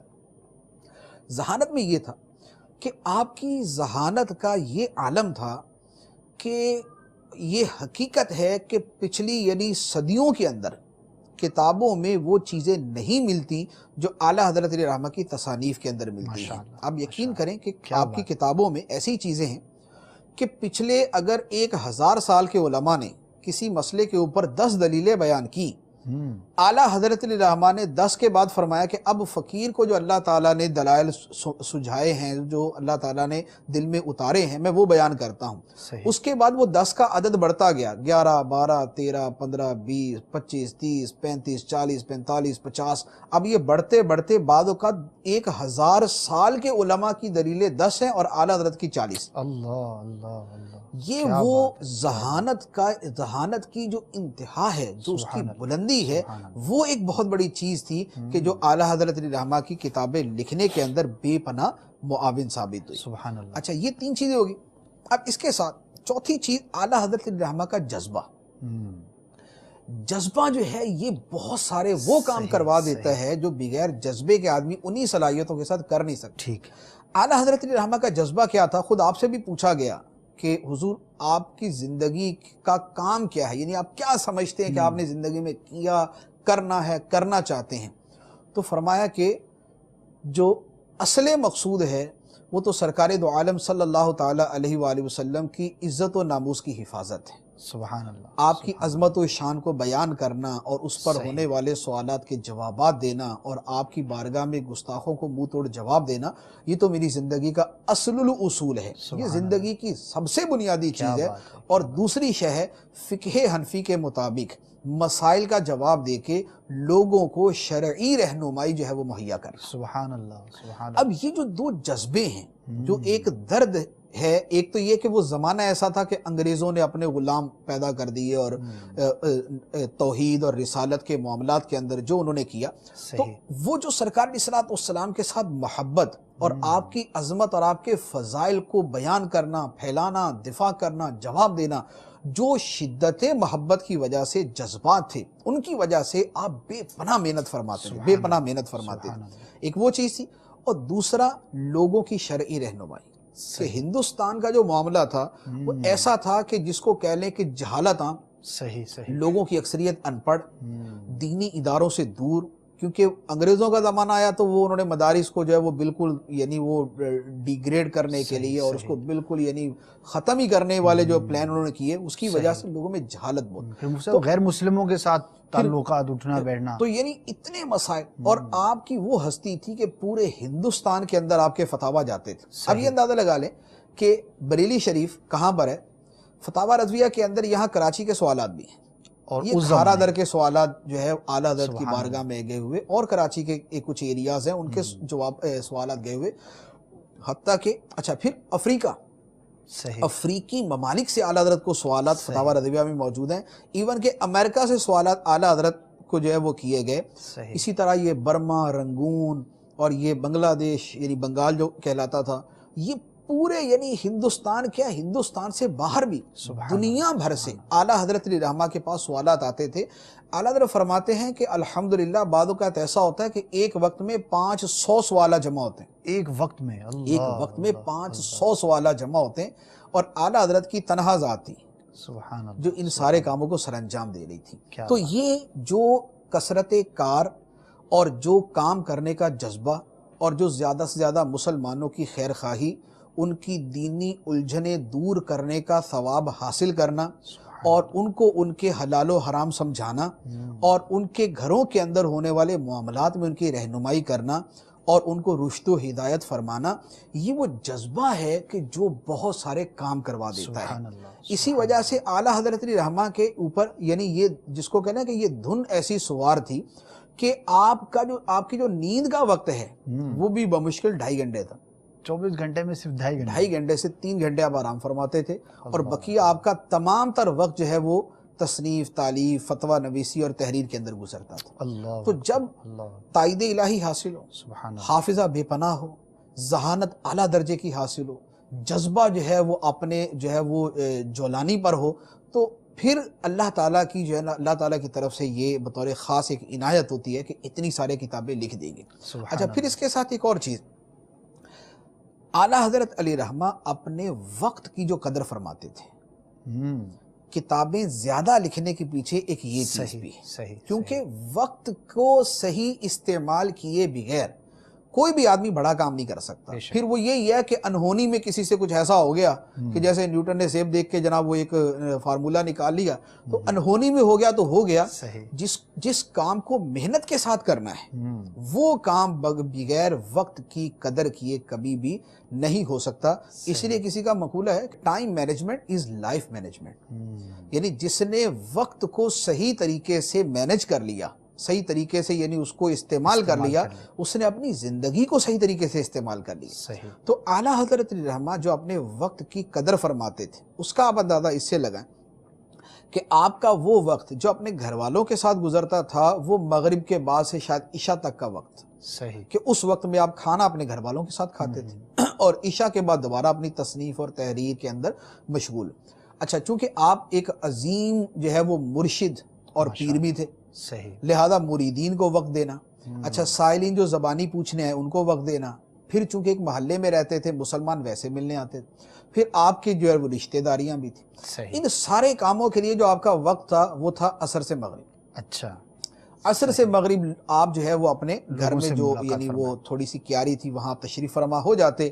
اب آپ کے مریدین، معتقدین، متوسلین، محبین یہ حاضر ہوتے، اسی میں وہ ملفوظات سنتے، اسی کے اندر وہ باتیں سن لیتے، اسی میں مسائل پوچھ لیتے، اسی میں اپنے اشکالات کو حل کروا لیتے۔ یہ عصر سے مغرب کا وقت اس کے اندر گزر گیا، مغرب سے عشاء کا اپنے گھر والوں کے ساتھ، اور اس کے بعد پھر اپنی تصنیف شروع، اور پھر اس کے بعد جو اب معمول شروع ہوا تو رات کے جو 2.5-3 گھنٹے کا آرام ہے وہ کیا، اور اس کے بعد پھر دوبارہ وہی مطالعہ، تصنیف، تحریر، فتویٰ نویسی کے اندر مشغولیت، اور یہ آپ کا ٹوٹل وقت تھا جو آپ اپنا یعنی انہی کاموں کے اندر استعمال فرماتے تھے۔ اسی وجہ سے اعلیٰ حضرت رحمہ سفر نہیں کرتے تھے۔ اچھا، سفر نہیں کرتے تھے، سفر نہیں، آپ نے ایک جگہ فرمایا کہ سفر سے مجھے اتنی کوفت ہوتی ہے کہ 3 دن پہلے اور 3 دن بعد تک اس کا اثر میرے دماغ پہ رہتا ہے کہ میں سفر میں جانا ہے تو 3 دن پہلے سے اس کی ٹینشن سر پہ سوار کے جانا ہے، آنے کے بعد بھی جو اس کا اثر ہے وہ 3 دن باقی رہتا ہے۔ تو اعلیٰ حضرت رحمہ کے جو اسفار مبارکہ ہیں وہ بہت تھوڑے سے ہیں، یعنی ایک تو حاضری مدینہ 2 مرتبہ جو آپ کو نصیب ہوئی، وہ تو خیر سعادتوں کی سعادت ہے، اور وہ سفر تو اس سفر کی کوفت کا تو سوال ہی نہیں ہے، یعنی وہ تو وہ ہے کہ بینی سہانی صبحوں میں ٹھنڈک جگر کی ہے، کلیاں کھلی دلوں کی ہوا یہ کدھر کی ہے۔ تو یہ جو عام سفر ہے کہ کسی ویسے کسی علاقے میں جانا ہے وہ آپ کے چند ایک سفر ہیں۔ اب آپ نے خود سفر کیے تو آپ کو معلوم ہے کہ سفر سے بڑا وقت کا یوں کہہ لیں کہ شاید مصرف کوئی نہیں ہے، وقت کو ختم کر دینے والی چیز کوئی نہیں۔ جو کام آدمی اپنے گھر میں بیٹھ کے 2 گھنٹے میں کرتا ہے اسی کے لیے سفر کرتا ہے تو 24 گھنٹے اس کے اوپر لگانے پڑ جاتے ہیں۔ تو آپ سفر سے بہت بچتے تھے، ایک دوسرے نمبر پہ آپ بیانات بہت کم کرتے تھے۔ اچھا، یہ بڑا حیرت انگیز ہے مفتی صاحب، ہو سکتا ہے ناظرین کو بھی جھٹکا لگے اتنا بڑا عالم اور بیان نہ کرتا ہو۔ اب وہ یہ ہے نا کہ بہرحال جو بھی ہے انسان کو اللہ تعالیٰ نے محدود ہی وقت دیا ہے اور محدود ہی اس کو صلاحیتیں دی۔ ایسا نہیں ہوگا نا کہ ایک وقت میں کتاب بھی چلی اور دوسری جگہ بیان بھی چل رہا ہو، یہ بطور کرامت کے تو ہو سکتا ہے لیکن ایسی کرامتیں ہر جگہ ظاہر نہیں ہوتی۔ تو اعلیٰ حضرت علی رحمہ جو ہے وہ اپنے وقت کی حفاظت، آپ خود فرماتے تھے کہ بیان ہوا ہوا میں بکھر گیا، بیان کیا تو ہوا میں بکھر گیا، سننے والوں کو یاد رہا تو یاد رہا، نہیں یاد رہا تو نکل گیا، ختم۔ لیکن تصنیف تحریر جو ہے یہ ہمیشہ باقی رہتی ہے۔ تو اس لیے آپ علی رحمہ جو ہے وہ بیان سے ذرا اوائڈ فرماتے تھے، بہت کم بیانات کرتے تھے، اس کی وجہ سے بھی آپ کا وقت بہت زیادہ بچتا تھا۔ اچھا، تیسرا وقت ہمارا جیسے ہم جیسوں کا جو یعنی ضائع ہی ہوتا ہے ہمارا، تو وہ کیا، سونے کے اندر ہماری عمومی نیند ہی جو ہے نا وہ 8 گھنٹے صحیح 8 سے لے کر 9-10 گھنٹے تک تو پہنچ جاتی ہے، اس سے نیچے آنا بڑا مشکل ہوتا ہے، کوئی بہت تیر مارے تو 7 گھنٹے تک پہنچ جاتا ہے۔ اب ایک آدمی 8 گھنٹے سوئے اور ایک 3 گھنٹے سوئے تو 5 گھنٹے بچا لیے 3 گھنٹے سونے والے نے۔ اب جس نے 5 گھنٹے بچا لیے وہ 5 گھنٹے استعمال کر دے۔ تو یہ 5 گھنٹے جب زیادہ استعمال ہوں گے تو اگر کسی آدمی کے 60 سال یا 50 سال اگر کسی کی تحریر میں گزریں اور اس کے 5 گھنٹے آپ روزانہ ایڈ کر دیں تو اس کی زندگی میں کتنے سالوں کا اضافہ ہو گیا، یعنی جو اس کا تحریری اوقات ہے اس میں کتنے سالوں کا اضافہ بن جاتا ہے۔ تو ایک تو وقت کی قدر ہے۔ اچھا ایک اور وقت کی صورت، ہمارے وقت جو ہے وہ کیوں یعنی زیادہ جو ہے نا وہ ادھر ادھر ہو جاتے ہیں باتیں کرنے میں۔ ہم باتیں کرنے بیٹھیں گے تو 1 گھنٹہ 2 گھنٹے تو ہمارے لیے کچھ بھی نہیں ہے، ٹھیک ہے، اور یہ ہمارا روزانہ کے معمول ہوتا ہے کہ ہم جو ہے وہ دنیا جہان کی باتیں کریں۔ اعلیٰ حضرت علیہ رحمہ کی جو زبان کی حفاظت کا معاملہ، وہ تو وہاں یوں کہہ لیں کہ اعلیٰ حضرت سے زبان کی بے حفاظتی کا تو تصور بھی نہیں کیا جائے گا کہ جو کسی سے ملیں گے ہی نہیں صحیح تو وہ بات کیا کریں گے کسی سے۔ مغرب سے عشاء اپنے گھر والوں کے ساتھ گھریلو معاملات، اور عصر سے مغرب تک مریدین بیٹھے ہوئے تو مریدین سے آدمی کو حقہ پانی کے بارے میں تو باتیں کرتا نہیں، ان کے ساتھ وہی نصیحتیں، ارشاد، اولیاء کرام کے واقعات، سرکار اسلام کے فضائل جو اعلیٰ حضرت کا پسندیدہ موضوع تھا، اور شرعی مسائل کا جوابات، اور جو وہ پوچھیں ان کا جواب دینا۔ تو آپ کی گفتگو ہی اول تو قلیل تھی، صحیح، اور وہ قلیل بھی تھی تو اس کا ایک مخصوص وقت تھا اور اس کے اندر کیا اور ختم۔ اب اس کے بعد آپ لگے ہوئے اپنے لکھنے کے اندر، اپنے کام میں اور اپنے مطالعے کے اندر۔ مطالعے والے آدمی کو تو ویسے بھی دوسروں کی باتیں بری لگتی ہیں، جو پڑھ رہا تو اس کو تو ویسے ہی باتیں کرنے والا آ جائے تو وہ ہاتھ جوڑ کے کہہ دے گا بھائی آپ چلے جاؤ۔ تو اعلیٰ حضرت رحمہ کا اپنے گفتگو کے اندر وقت کی حفاظت کرنا، اپنے سونے کے اندر وقت کی حفاظت کرنا، بلکہ اپنے کھانے کے اندر، کھانے کا معاملہ بھی اعلیٰ حضرت رحمہ کا ایسا ہی تھا۔ کھانے کے اندر ہمارا کیا، ہمارا لنچ آدھے گھنٹے کا ہے، ہمارا ڈنر جو ہے وہ 45 منٹ کا ہے، اور ہمارا بریک فاسٹ بھی جو 30-35 منٹ پر مشتمل ہوتا ہے۔ کیوں؟ اس لیے کہ اس کے لوازمات ہی زیادہ ہوتے ہیں۔ اچھا لوازمات کے ساتھ پھر ہم اس کے لیے جو جمع و خرچ کرتے ہیں وہ اس کے ساتھ، یعنی اگر ہم نے ہوٹلنگ کرنی ہے تو ہوٹلنگ کے لیے 1 گھنٹہ تو ہم نے ہوٹل میں بیٹھنا ہی بیٹھنا، 1 گھنٹہ جانے کا، 1 گھنٹہ آنے کا، 3 گھنٹے ہو گئے، 1 گھنٹہ پھر اضافی گپ شپ کا ہے، 4 گھنٹے ہو گئے، تو ہمارا وقت اس میں نکل جاتا ہے۔ اعلیٰ حضرت رحمہ کا کھانا اتنا قلیل تھا کہ آخری عمر میں تو یہاں تک معاملہ پہنچ گیا کہ شوربے کی ایک چھوٹی سی پیالی، اور 1 2 یا 3 سوجی کے بسکٹ، اچھا صرف یہ وہ کھائے اور پیے اور فارغ۔ اب جب اتنا تھوڑا سا وقت، یعنی یوں کہہ لیں کہ 5 منٹ میں فارغ، تو 5 منٹ اگر اپنے کھانے پہ لگا دیے، 7-8 منٹ لگائے اور اس کے بعد دوبارہ پھر اپنے کام کے اندر لگ گئے، تو یوں جو وقت کو بچایا، کیا بات، وہ وقت کا بچانا بھی آپ کا ایڈ ہو جاتا ہے آپ کی اسی فتویٰ نویسی میں، اسی مطالعے میں اور اسی کتابوں کے تحریر کرنے میں۔ تو یہ 5 چیزیں جو میں نے عرض کی ہیں یہ وہ بڑی واضح سی چیزیں ہیں جو اعلیٰ حضرت رحمہ کی سیرت مبارکہ میں نظر آتی ہیں، جس کی وجہ سے آپ نے 1000 کتابیں تصنیف فرما لی، اور انتہائی علمی اور تحقیقی اور تدقیقی اور تنقیحی کتابیں جو ہے وہ آپ نے تصنیف فرما۔ سبحان اللہ، سبحان اللہ، کیا بات ہے مفتی صاحب، یہ سن کر واقعی دلوں کے اندر امام اہل سنت کے محبت جو ہے وہ مزید بڑھ رہی ہوگی، اور دعا بھی کرتے ہیں کہ اللہ تبارک و تعالی ہمیں بھی ان بزرگوں کا صدقہ نصیب فرمائے، جس طرح جذبے کے ساتھ، جس کوشش کے ساتھ، جس محنت کے ساتھ، یقیناً ہمارے لیے، امت کے لیے انہوں نے سب کچھ کیا، انہوں نے کوششیں کی، اللہ تبارک و تعالی ہمیں بھی کوشش کرنے کی توفیق عطا فرمائے۔ ایک کال ہے مفتی صاحب اسی موضوع سے متعلق بتائی گئی ہے، اس کو شامل سلسلہ کر لیتے ہیں، دیکھتے ہیں کہ کالر کیا سوال کر رہے ہیں۔ جی سنائیے۔ السلام علیکم ورحمۃ اللہ وبرکاتہ۔ وعلیکم السلام ورحمۃ اللہ وبرکاتہ۔ میں ابو امیمہ اطاری باب المدینہ کراچی سے عرض کر رہا ہوں۔ جی، میرا فیضان اسلام میں مفتی صاحب سے یہ سوال ہے کہ میں نے ایک کتاب میں اعلیٰ حضرت رحمۃ اللہ تعالیٰ علیہ کی خصوصیات میں سے ایک خصوصیت یہ بھی پڑھی تھی کہ آپ نے زندگی بھر ایسا لکھا کہ رجوع کرنے کی نوبت ہی نہ آئی۔ اب ذہن میں یہ سوال پیدا ہو رہا تھا کہ رجوع کرنا کوئی عیب تو نہیں، بلکہ بڑے بڑے علماء کرام سے رجوع کرنا ثابت ہے۔ اس کا جواب ارشاد فرما دیجیے، نیز یہ بھی بیان فرما دیں کہ یہ واقعی حقیقت ہے یا تاریخ میں مبالغہ آرائی ہے، اس کے بارے میں وضاحت فرما دیں۔ السلام علیکم ورحمۃ اللہ وبرکاتہ۔ وعلیکم السلام ورحمۃ اللہ وبرکاتہ۔ جی مفتی صاحب، واقعی یہ بیان تو کیا ہی جاتا ہے، کیا فرمائیں گے؟ دیکھیں حدیث مبارک ہے کہ جس کا خلاصہ ہے، یعنی علماء کرام نے جو اس سے مسئلہ استنباط کیا وہ میں عرض کرتا ہوں کہ جب کوئی آدمی اجتہاد کرتا ہے، جی اجتہاد کرنے میں اگر اس سے خطا ہو جی، تب بھی اسے ایک ثواب ملتا ہے اچھا، کہ اس نے کوشش تو کی، صحیح، اور یعنی اہل تھا اور اس نے کوشش کی. اور اگر اہل آدمی نے کوشش کی اور اس نے صحیح مسئلہ بیان کیا تو پھر اسے صحیح. 2 ثواب ملتے ہیں، 2 ثواب ملتے ہیں. ایک اس کی کوشش کرنے کے اور دوسرا صحیح مسئلہ نکال لینے کے. تو لہٰذا غلطی ہو جائے ثواب اس پر بھی ہے، سبحان اللہ، اور نہ ہو ثواب اس پر بھی ہے. کیا شان ہے ان لوگوں کی. لیکن یہ دیکھ لیں کہ ایک نیکی زیادہ فضیلت والی ہے یا 2 نیکیاں زیادہ فضیلت والی ہے. صحیح، اعلیٰ حضرت رحمہ کے ساتھ جو اللہ تعالیٰ کی تائید تھی اس میں یہی نظر آتا ہے کہ اعلیٰ حضرت 2 ثواب ہی حاصل کرتے رہے، اللہ، اب 2 نیکیاں ہی اللہ، کرتے رہے. اللہ، کیا بات. اور جن کے بارے میں رجوع ثابت ہے تو ان کا یہ ہے کہ وہ بھی ثواب کے مستحق صحیح. ہوتے رہے. ٹھیک ہے، تو ایک جزوی اعتبار سے یہ فضیلت ہے جو اعلیٰ حضرت رحمہ کو دیگر ایک بڑی تعداد کے اوپر آپ کو حاصل ہے، سبحان بڑی اللہ، تعداد میں سبحان اللہ. آپ کو حاصل ہے. تو اس کو کلی فضیلت کی طرف یعنی ہم ٹھیک ہے. مشیر نہیں کریں گے، یعنی ہم صحیح. یہ نہیں کہیں گے کہ یار امام اعظم تو اتنے رجوع کیے تھے، اعلیٰ حضرت نے کوئی نہیں کیا تو اس کا مطلب کہ اعلیٰ حضرت افضل ہو گئے. صحیح، وہ یہ کلی فضیلت کمپیریزن نہیں کریں گے. ٹھیک ہے، مجتہد اعظم ہونے کی، سبحان امام اللہ. اعظم ہونے کی، فقہ کی بنیاد رکھنے کی، فقہی استنباط و استخراج کے اصول مرتب کر دینے کی، اور اس کے علاوہ ہزاروں فضائل.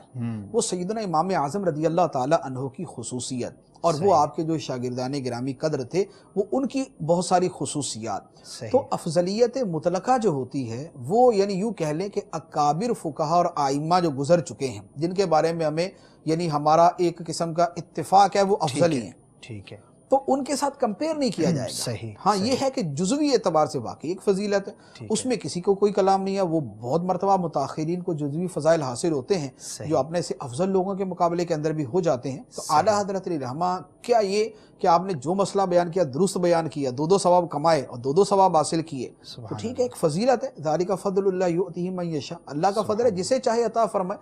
اللہ کے فضل پر تو کوئی پابند نہیں کہ یا اللہ اس کو کیوں دے دیا اور اس کو کیوں نہیں دیا، تو وہ اللہ تعالیٰ کی مرضی ہے. ٹھیک ہے، بقیہ یہ ہے کہ رجوع اعلیٰ حضرت نے مسائل سے فرمایا یا نہیں، یہ ذرا تحقیقی مسئلہ ہے. ٹھیک تو ہے، یہ یعنی یوں اس طرح کے ٹھیک ہے، آپ نے مذاکرے کے ماشاءاللہ اندر بیان نہیں کیا جا سکتا. وضاحت بیان اہل علم اس حوالے سے ٹھیک ہے. کلام کرے تو پھر وہاں پر اس کی ٹھیک ہے، گفتگو. جزاک اللہ خیرہ.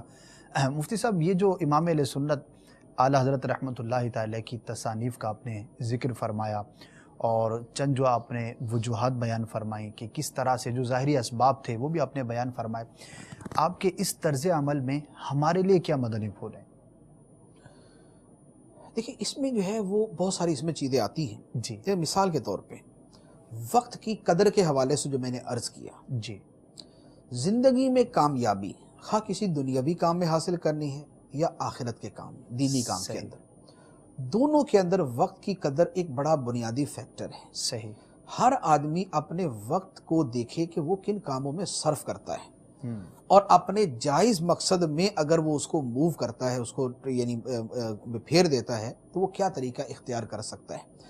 اعلیٰ حضرت رحمہ کی جیسے سفر کے حوالے سے میں نے عرض کیا، آپ کے کھانے پینے کے حوالے سے عرض کیا، آپ کی گفتگو اور ملاقات کے حوالے سے عرض کیا.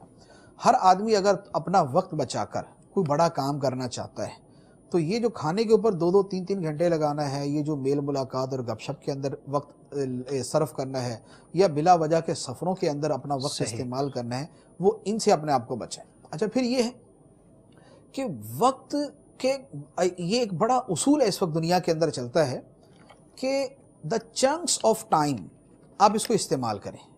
چنکس آف ٹائم کیا ہوتے ہیں؟ چنکس کا مطلب ہے ٹکڑے. ٹھیک ہے. وقت کے وہ ٹکڑے جو عام طور پر لوگ ضائع کر دیتے ہیں، ٹھیک ہے، توجہ نہیں کرتے، آدمی اس کو استعمال کریں. جیسے ایک آدمی ڈاکٹر کے پاس گیا ہوا، کلینک میں بیٹھا ہوا، اس کی باری آنی ہے 20 منٹ بعد. صحیح. یہ 20 منٹ چپ کر کے بیٹھا رہے گا، اس کا وقت گیا. لیکن اگر یہ اسی وقت کو استعمال کرنا چاہے، اب اگر یہ کسی ثواب کے کام میں استعمال کرنا چاہتا ہے تو اتنی دیر میں یہ اللہ کا ذکر کر سکتا ہے، صحیح. نیکی کی دعوت دے سکتا ہے. اگر یہ اپنے علم میں اضافے میں استعمال کرنا چاہے تو یہ اتنی دیر مطالعہ کر سکتا ہے. صحیح. اب یہ کوئی کتاب اپنے ساتھ رکھے، جیسے رسائل ہیں، کتابیں ہیں، وہ ان کو استعمال کرے. دنیاوی طور پہ جیسے کوئی امتحان ہے یا کچھ اپنا علم میں اضافہ کرنا چاہتے تو وہ اس کی کتاب اپنے سامنے رکھے. تو یہ جو چنکس آف ٹائم ہے ان کا استعمال کرنا یہ بڑا اہم ہے. صحیح. دنیا کے اندر آپ یقین کیجئے کہ اس کی ایک پوری کی پوری یوں کہہ لیں کہ یہ ایک تھیوری ایک نئی دریافت بن گئی ہے, ہے, پوری ٹاپک بن گیا اس کے اوپر پورا ٹاپک ہے. اب اس کا نتیجہ کیا ہوا جب اس کے اوپر کام کیا گیا؟ دنیا میں نے بڑے بڑے پی ایچ ڈی ہولڈر اور ایم فل کرنے والے اور بڑی بڑی ڈگریاں حاصل کرنے والے لوگوں کی جو میں نے اس کی سیرت اور ان کی بایوگرافی پڑھی. صحیح. ان کی بایوگرافی کے اندر یہ ہے کہ بھائی ان کا جہاں پر کام تھا وہ 1 گھنٹے کی مسافت تھی, جیسے یورپین کنٹریز کے اندر 1 گھنٹے کی ڈسٹینس کے اوپر ہے. اب وہ 1 گھنٹہ بس کے اندر آپ بیٹھے ہوئے, آپ باہر دیکھ رہے ہیں, ادھر دیکھ رہے ہیں, ادھر دیکھ رہے ہیں, اپنا وقت ضائع کر رہے ہیں. اس کی جگہ وہ آڈیو بکس استعمال کرتے ہیں. ٹھیک ہے. آڈیو بکس ان کی اس میں آئی پیڈ میں, ان کے موبائل میں موجود ہے, اور کان میں لگایا آپ 1 گھنٹہ سنتے رہے. یہ 1 گھنٹہ وہ ایک کورس کی کتاب جو ہے نا وہ دہرائی کیے جا رہے ہیں اور اس کو یاد کیے جا رہے ہیں, اور سال کے آخر میں اسی کے ایگزام دے کے اس کی ڈگری حاصل کریں. سبحان اللہ, کیا بات. وقت کی قدر یہ دنیا کے اندر کامیابی کا اصول ہے. اب جس نے دین کا کام کرنا ہے وہ بھی اسی کو استعمال کرے, جس نے علم دین کا کام کرنا ہے وہ بھی یہ استعمال کرے, جس نے تبلیغ دین کا کام کرنا ہے وہ بھی یہ استعمال کرے, جس نے اپنی دنیاوی کامیابی کے لیے کچھ کرنا ہے اعلیٰ حضرت رحمہ کی سیرت مبارکہ کے اس پہلو کو اڈاپٹ کر کے وہ ہزاروں جگہ پر کامیابی حاصل کر سکتا ہے. ہمارے طلبہ کے حوالے سے اگر ہم کلام کریں, جیسے طلبہ مسجد میں آگے نماز پڑھنے کے لیے, اب جماعت کے اندر اگر 5 منٹ موجود ہیں, باقی ہیں 5 منٹ باقی ہیں, تو ان 5 منٹ کے اندر وہ اپنی کتاب اپنے ساتھ رکھیں, کوئی رسالہ اپنے ساتھ رکھیں, نکالا اس کو پڑھنا شروع کر دیے. سبحان اللہ. بہت سارے طلبہ اس طرح کرتے بھی ہیں. میں نے پہلے بھی ایک جگہ یہ بیان کیا تھا, تو طلبہ اس کے اوپر عمل بھی کرتے. میں بتاتے خود کرتا رہا ہوں, بسوں کے اندر سفر, یہ گلستان جوہر سے دارالفتہ, تو وراثت کی کتاب جو ہے وہ یاد کر کے اس کو دہرائی کرتے رہتے تھے. سبحان اللہ. اس کو یاد کیا. تو یوں آدمی اگر اپنے وقت کو استعمال کرنا چاہے تو اعلیٰ حضرت علیہ رحمہ کی سیرت مبارکہ کی روشنی میں وہ اپنے ذرا اوقات کا استعمال دیکھ لے. اپنی گفتگو, اپنا کھانا, اپنا سونا, اپنا ملنا جلنا, اپنا سفر یا دیگر مصروفیات, ان کو ایک مرتبہ ریموو کر دیں آپ یقین کیجئے کہ یکدم آپ کی زندگی میں 5 گھنٹے کا اضافہ ہو جائے. سبحان اللہ, بجا فرمایا. کیونکہ اکثر و بیشتر ہمارے ہاں وقت کا ضیاع تو یوں کہہ لیں کہ کوئی چیز ہی نہیں. صحیح, توجہ نہیں ہوتی کہ وقت ضائع کرنے میں دنیا میں number 1 TV, number 2 net, number 3 mobile. اب آپ زندگی سے اس کو نکال دیں, آپ غلط ٹی وی ٹوٹل نکال دیں, درست کو بھی اپنے دیگر کاموں کے ساتھ کمپیئر کر کے استعمال کریں. ٹھیک ہے. نیٹ کی اگر ضرورت نہیں ہے تو اس کو تو اصلاً ختم کر دے زندگی سے. موبائل اپنی صرف ضرورت کے لیے استعمال کریں. آپ دیکھیں آپ کی زندگی میں 5 گھنٹے کا اضافہ ہو جائے گا, سکون بھی بڑھ جائے گا, انتشار دینی بھی ختم ہو جائے گا. صحیح. تو یوں اعلیٰ حضرت رحمہ کی سیرت مبارکہ کا یہ جو پہلو ہے وقت کی قدر کرنا, اس کو استعمال کیا. سبحان اللہ. نمبر 2, اب وقت ہی کی قدر کرنی ہے چلیں, تو وقت کی قدر کر کے اس کو قدر والے کاموں میں استعمال کیا جائے. صحیح. یعنی یہ نہیں ہے کہ آپ وہ وقت بچا لیا اور اس سے محض دنیا ہی اپنے سامنے رکھی جائے. صحیح. ایسا نہ ہو. اس وقت کی قدر کرتے ہوئے اب اس وقت کو اللہ تعالیٰ کی رضا کے کاموں میں استعمال کریں. اعلیٰ حضرت رحمہ کی پوری زندگی کے اندر جو چیز نظر آتی ہے وہ رضا الہی یوں کہہ لیں کہ جیسے آنکھوں کے سامنے نا یوں لکھی ہوئی ہے. سبحان اللہ, محور ہی وہی ہے, اللہ کی رضا, اللہ کی رضا, اللہ کی رضا. اپنی زندگی کے ہر کام کے اندر رضا الہی اپنی آنکھوں کے سامنے لکھ کر رکھ لے. یعنی یوں کہے کہ مثال کے طور پہ کہ میرے سامنے آئی پیڈ رکھا ہوا, میری نظر پڑے نا تو مجھے اس پہ پہلے لکھا ہوا نظر آئے اللہ کی رضا, اس کے بعد مجھے آئی پیڈ نظر آئے. اس کا نتیجہ یہ ہوگا کہ اب میرا یہ استعمال جو ہے نا وہ اللہ تعالیٰ کی رضا کے کاموں میں ہوگا. میری کوئی کتاب کھلے, میں اگر کسی کو دیکھوں, میں اگر کہیں جاتا ہوں, میں اگر سفر کرنے کا پلان کروں, تو سفر سے پہلے سفر کے اوپر جو ہے نا زیادہ اس سے موٹے حروف میں لکھا ہوا اللہ کی رضا. صحیح. یہ اگر ہماری زندگی کے اندر یہ چیز داخل ہو جائے تو اعلیٰ حضرت رحمہ کی سیرت مبارکہ کا یہ ایک پہلو ہماری پوری زندگی کو بدل کے رکھے گا. نمبر 3, اعلیٰ حضرت رحمہ کی جب ذات مبارکہ سامنے آتی ہے, ہمیں وہاں پر کیا نظر آتا ہے؟ خدمت دین, تبلیغ دین, تصنیف کتب, فتاوی نویسی, علم دین, عشق رسول صلی اللہ علیہ وسلم, محبت اولیاء, عقیدت اولیاء, نشر فضائل اولیاء, ہمیں یہ سارے کا سارا وہ نظر آتا ہے. صحیح. مسلمان کی حقیقی زندگی تو ہے ہی ہے, کیا بات, کہ اس کی زندگی جو ہے وہ یعنی سرکار دو عالم صلی اللہ علیہ وآلہ وسلم کی محبت, علم دین اور خدمت دین میں گزرے. مسلمان وہ ہے کہ جس کے دل میں عشق و محبت ہے. مسلمان وہ ہے جس کے دل میں رضا الہی کے حاصل کرنے کا جذبہ ہے. مسلمان وہ ہے کہ جس کے دل کے اندر اپنے دین کی تبلیغ اور اپنی دین کی خدمت کا جذبہ، کہ ہر مسلمان مبلغ ہے، بے شک، ہر مسلمان مبلغ ہے. تو اب وہ انہی چیزوں کو اعلیٰ حضرت علیہ الرحمہ کی سیرت مبارکہ کے زندگی بھر کے جو ہمیشہ کے پہلو ہیں ان کو اپنی سیرت کے اندر وہ لانے کی کوشش کرے. یہ اس کی کوشش کرے گا تو اس کی زندگی جو ہے وہ نور علی نور جو ہے وہ ہوتی جائے گی. تو خدمت دین کا جو پہلو اعلیٰ حضرت علیہ الرحمہ کا نظر آتا ہے. اچھا پھر اس میں ایک اور پہلو دوسرے اعتبار سے میں عرض کرتا ہوں. پرفیکشن جو ہے کہ جو کام کیا جائے وہ پورا ہی کیا جائے، پرفیکٹ کیا جائے، پراپر کیا جائے، جیسا ہونا چاہیے ویسا کیا جائے. اعلیٰ حضرت علیہ الرحمہ کے کاموں میں آپ کو پرفیکشن نظر آئے. سبحان اللہ، سبحان اللہ. یعنی اعلیٰ حضرت کی شاعری کو آپ لے لیں جی، اس شاعری کو آپ دنیا اردو کی کسی بڑے سے بڑے پیمانے کے اوپر آپ پرکھ کے دیکھ لیں. صحیح صحیح، اتنی ایکوریٹ، سبحان اللہ، اتنی پراپر، اتنی خوبصورت، اتنی بلند و بالا، اتنی بامعنی، اتنے اعلیٰ قسم کے مفاہیم پر مشتمل شاعری آپ کو میں کہتا ہوں شاید نہ ملے، شاید نہ ملے. تو شاعری کی پرفیکٹ شاعری کی، یعنی پرفیکشن جو ہے وہ شاعری کے اندر آپ کے موجود ہے. اچھا آپ نے کتابیں لکھی، آپ ان کتابوں کی پرفیکشن جو ہے وہ کسی اس سے پوچھیں کہ جس کو پوری سمجھ ہے اعلیٰ حضرت کی کتابوں کی، تو آپ کو پتہ چلے گا کہ یار یہ کیا ہے، یہ کیا ہے، یعنی اس قدر ایکوریٹ کتابیں، اس قدر جامع کتابیں، اس قدر شاندار اور اعلیٰ پائے کی کتابیں اعلیٰ حضرت نے لکھی ہیں. یہ پرفیکشن آپ کو اس کے اندر نظر آئے. اچھا آپ کے فتاویٰ کو دیکھ لیں، کیا جملے ہوں گے، کیا جزئیات ہوں گے، کیا اس میں آیات لکھی ہوں گی، کہاں کہاں سے احادیث اس کے اندر بیان کی جائیں گی، لوگوں کی مصلحتوں کا خیال اس میں کیسے کیا جائے گا، کس جملے سے کون کیا مفہوم لے سکتا ہے، کوئی غلط مفہوم تو نہیں اس سے لے گا، اس کی جگہ متبادل جملہ کیا ہے. پھر جملوں کی بناوٹ ایسی کہ جیسے جڑاؤ قسم کے زیور ہوتے ہیں کہ جن میں موتی پروئے ہوئے، اور بعض اوقات ایسا ہوتا ہے، آپ یقین کیجئے کہ اعلیٰ حضرت کی عبارتیں پڑھتے ہیں تو ایک وجد کی کیفیت طاری ہونا شروع ہو جاتی ہے. اس قدر خوبصورت عبارتیں. اردو ادب میں ان کتاب عبارتوں کو دیکھیں تو اس میں کمال کی ہوتی ہے، عربی ادب میں دیکھیں تو اس میں وہ کمال کی ہوتی ہے. میں بلکہ آج کا واقعہ سناتا ہوں. میں مطالعہ کر رہا تھا فتاوی رضویہ شریف، تو میں فتاوی رضویہ سے نہیں پڑھ رہا تھا، یعنی نوٹس تھے لکھے ہوئے، اس کو پڑھ رہا تھا. ٹھیک ہے. اس میں ایک عبارت آئی، جی عبارت صحیح تھی، وہ صحیح، لیکن مجھے تھوڑا سا یوں ڈاؤٹ تھا کہ یار یہ نا اتنی جاندار عبارت نہیں ہے صحیح جیسی ہونی چاہیے. یعنی اس سے اچھی عبارت میرے ذہن میں آ گئی نا کہ اگر یہ عبارت عربی کی یوں ہوتی تو یہ زیادہ اچھا ہوتا. ٹھیک ہے. پھر میرے ذہن میں آیا کہ یار اعلیٰ حضرت ایسا نہیں کر سکتے کہ ایک اچھی سے اچھی عبارت کو چھوڑ کے آپ تھوڑی سی لو لیول کی آپ عبارت لکھ دیں. میں نے اصل فتاوی رضویہ شریف نکالا. سبحان اللہ. اب یقین کریں میں نے جب اس کو کھولا وہاں بیعینی وہی عبارت تھی جو میرے ذہن میں آئی تھی. سبحان اللہ. یعنی جس معیار کی عبارت ہونی چاہیے تھی اعلیٰ حضرت نے اسی معیار کی لکھی ہوئی تھی. وہ جس نے کسی نے کمپوز کیا اس نے غلطی کی. اللہ اللہ اللہ. تو اعلیٰ ایک معیار آپ کے ذہن میں بھی ہے نا، یہ پڑھنے والا پڑھ کے وہ عادی ہو جاتا ہے. پتہ چل گیا نا کہ اعلیٰ حضرت کا معیار کیا، تحقیق کا، اردو کا، عربی کا، فارسی کا، جملوں کا، فصاحت کا، بلاغت کا.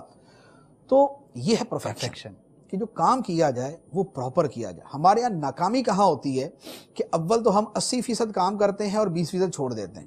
وہاں جا کے ہم ہمت ہار دیتے ہیں تو اس کے بعد ہماری ساری زندگی گزر جاتی. ایم اے کرنا ہے، پارٹ 1 دے رہی ہے، پارٹ 2 نہیں کرنا. صحیح.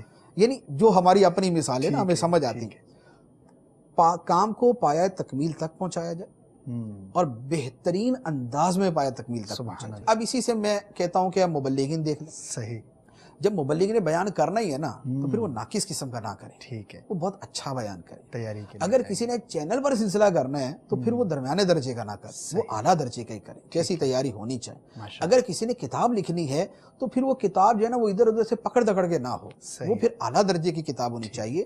اسی طرح دنیاوی معاملات کے اندر بھی پرفیکشن کو اگر سامنے رکھا جائے مم وجہین اس سے منع بھی کیا جاتا ہے. یہ بھی میں عرض کر دوں، ورنہ وہ نہ کہ جو ذرا نفسیات والے بیٹھے ہوں گے وہ سارے کہہ رہے ہیں یار یہ تو غلط پٹی پڑھائی جا رہا ہے، وہ ایک اور چیز ہے. اس پر کلام دوسرے انداز میں ہم کر سکتے ہیں. لیکن روٹین کے اندر میں عرض کروں گا کہ موسٹلی کاموں کے اندر اگر تکمیل اور کمال کام کے اندر ہو تو وہ کام اتنا ہی خوبصورت اور اتنا ہی بلند و بالا ہوتا ہے. تو اعلیٰ حضرت کی سیرت مبارکہ سے ایک ہمیں پہلو یہ بھی ملتا ہے، جو اس کو لے لے اس کی بھی زندگی جو ہے وہ اسی کا گزر جائے گی. مصطفیٰ وقت کتنا ہو گیا ہوگا اندازاً؟ وقت ہو گیا پورا. جب آیا تھا تو میرے ذہن میں تھا کہ شاید آج سوالات میرے پاس کم ہیں لیکن ابھی بھی کئی سوالات باقی ہیں اور وقت جو گزر گیا. اچھا شروع سے ہم کر رہے ہیں, کئی سلسلوں میں حاضری ہوئی, اور ایک تو ویسے ہمیں بہت لگاؤ ہے امام اہل سنت سے, لیکن آپ کی سیرت کا ماشاءاللہ واقعی یہ بھی ایک سیرت کا پہلو ہے کہ جب بھی بیان کرتے ہیں, جس کے ساتھ بھی بیٹھتے ہیں, جب بھی گفتگو ہوتی ہے تو وقت بھی گزر جاتا ہے اور بس سیکھتے ہی چلے جاتے ہیں کس کس بات کا تذکرہ کیا جائے, کس کس شان کا تذکرہ کیا جائے, کس کس علم کا تذکرہ کیا جائے. ایک ایک بات کے اندر اتنے زیادہ پہلو ہیں. اب کیا کرنا ہے, میرا امیر اہل سنت ارشاد فرماتے ہیں, ترغیب دلاتے ہیں کہ دیکھیے امام اہل سنت اعلیٰ حضرت رحمۃ اللہ تعالی علیہ کے پیچھے آنکھیں بند کر کے چلتے چلے جائیے. اب ظاہر ہے کہ ہر شخص عالم نہیں بن سکتا, ہر شخص مفتی نہیں بن سکتا. عوام کے لیے یہ حکم ہے کہ کسی بھی اہل علم فرد جو ہے اس کا دامن پکڑ لینا ہے, وہ جہاں پر لے کر جائے گا تو ہمیں وہیں پر چلتے چلے جانا ہے. امام اہل سنت نے جو قرآن و حدیث کو سمجھا, اس کے کچھ نظارے آپ نے سنے, مفتی صاحب نے ماشاءاللہ کتنا خوبصورت انداز پر ہمیں بیان فرمائے.